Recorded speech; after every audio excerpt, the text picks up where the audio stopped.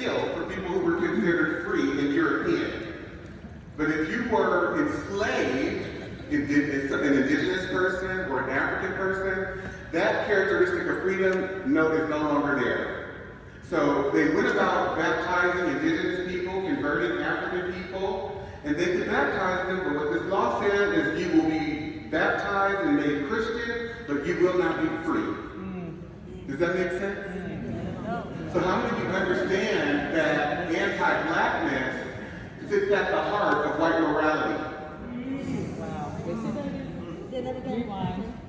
Anti-blackness, say this with me, turn to your neighbor and say, anti-blackness sits at the heart of white morality. And I'm going to go to another, so this is the law that gave white Christians gave to other Christian folk. This is under the English, this is in Virginia, to be able to murder black people with impunity. And here's how it reads. It's called the Casual Killing Act. Turn to your neighbor and say, it's not malicious killing, it's casual killing. And so this law says, whereas the only law in force for the punishment of refractory servants resisting their master, mistress, or overseer cannot be inflicted upon Negroes because black people are too stubborn, they need a stronger degree of force. Because as they are resisting rape, pedophilia, they're resisting their mothers being raped, they're trying to fight for them, as they themselves are resisting good intent. Wow. How many of you know that a black person can never assume good intent of anyone? We have no allies here, and sometimes that even includes people that look like us. Because they've been trained to adhere to a psychological framework, a cultural framework, a value system, a belief system that aligns themselves with whiteness. And so I have to understand and size up very quickly and accurately who in the room is doing their work. Because even black people cater to white comfort and seek validation from white people and other non-black people, and they see a valuelessness when it comes to other black people. So I have to stay away from those blacks. Turn to your neighbor and say, you have to stay away from those blacks. You have to stay away from those blacks. And don't get me wrong, I'm very clear because I used to be one of them. And I'm in recovery. And I still probably could be or can be given the circumstance or whatever. But I'm working on myself. And so I'm inviting all of you, as I am too, to be on this journey of recovery from white supremacy. Recovery from anti-blackness. So I'd like for you to turn to your neighbor really briefly and just share. What's your initial reaction to some of the examples that I just shared? I'll give you 30 seconds each at what I was finding out. And it allowed me to understand that there's not one African-American person in this country or Afro-Latino person or person of African descent who has a lineage that dates back to the antebellum period. Or any black person, even that has come since then, whatever result I see, whether they're economically deprived, whether they are on drugs, whether they have been abused or ravaged by the white supremacist system of criminality, it's not their fault. It's not their doing. I have to forgive every black person. And the reason I say that, if you were to join the fellowship, you will see. I'm sharing examples with you, but I have over 20,000 of these legal examples. 20,000. And when you do a chronological trek into the present, it becomes very clear the things that have been happening. Target phenotypically Afro-Indigenous people, African people, and African black people who are here in the colony.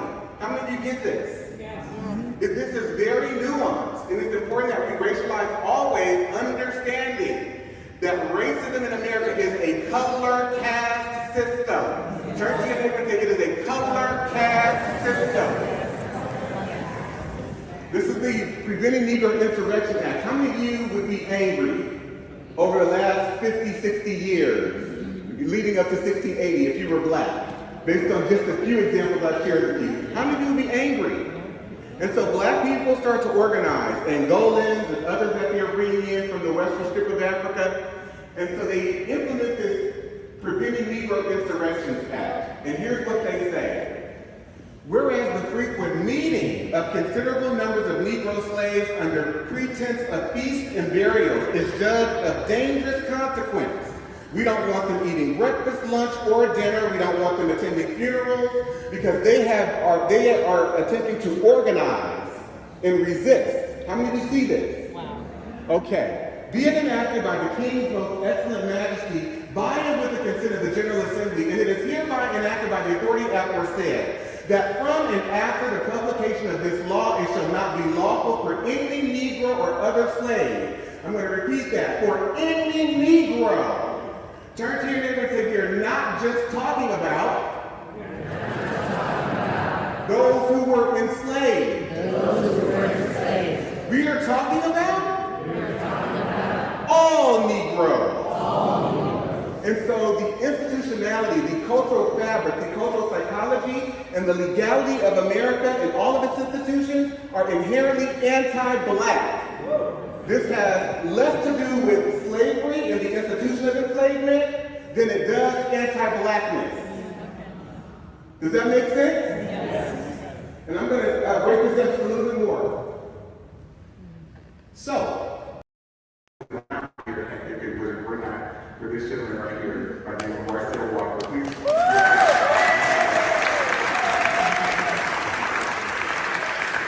my other assistant, who just handles my whole life, I call her my second brain, Jayandra Henderson. She's not here, but she's just incredible. I want to give some recognition to Dr. Marcus Campbell and Dr. Pat Savage, who are here. If we can give them a round of applause.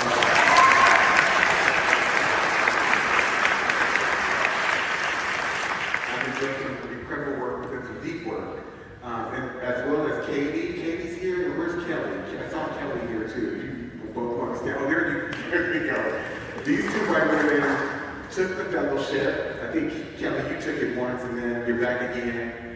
So she's taking it a second time, and we've just been building community and healing and together, transforming together. So thank you all.